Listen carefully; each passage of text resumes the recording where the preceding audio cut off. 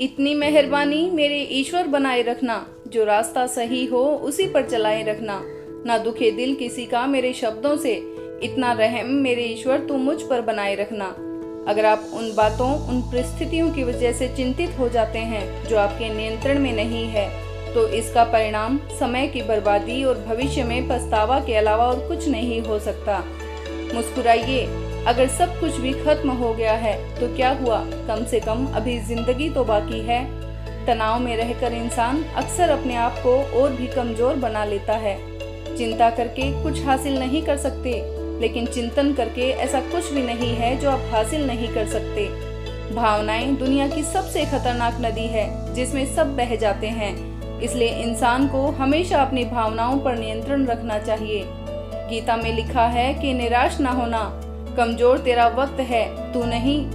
गलती पर साथ छोड़ने वाले तो बहुत मिलते हैं, लेकिन गलती होने पर भी समझाकर साथ निभाने वाले बहुत कम मिलते हैं। आर्थिक स्थिति कितनी भी अच्छी हो, लेकिन जीवन का सही आनंद लेने के लिए मानसिक स्थिति का अच्छा होना जरूरी है। ये संसार जरूरत के नियम पर चलता है। सर्दियों में जिस सूरज का इंतजार होता है, गर्मियों में उसी का तिरस्कार होता है। मुझ में लाख बुराइयां सही, लेकिन एक खूबी भी है, मैंने कभी भी किसी से रिश्ता मतलब के लिए नहीं रखा। कमजोर लोग बदला लेते हैं, मजबूत माफ कर देते हैं और समझदार लोग नजरअंदाज करते हैं। क्रोध में भी शब्दों का ऐसा चुनाव होना चाहिए कि कल जब गुस्सा उतरे तो खुद की नजरों में शर्मिंदा ना होना पड़े। बुरा वक्त आपको जिंदगी के उन सभी सच से सामना करवाता है जिनका सामना आपने अच्छे वक्त में कभी ख्याल में भी नहीं किया होगा।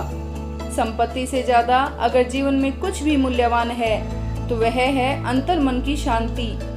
जिंदगी में सुकून से जीने के सिर्फ दो ही तरीके हैं।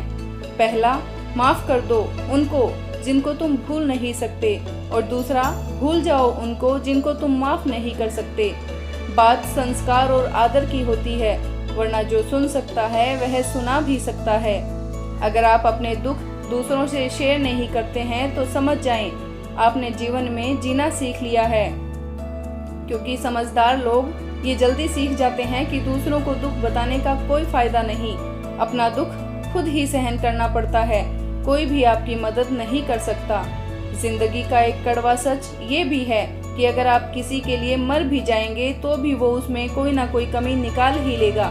इसलिए आपको जो सही लगे वो कीजिए। लोगों की बातों पर ध्यान देना बंद कीजिए, क्योंकि तभी आप चैन से जी पाएंगे।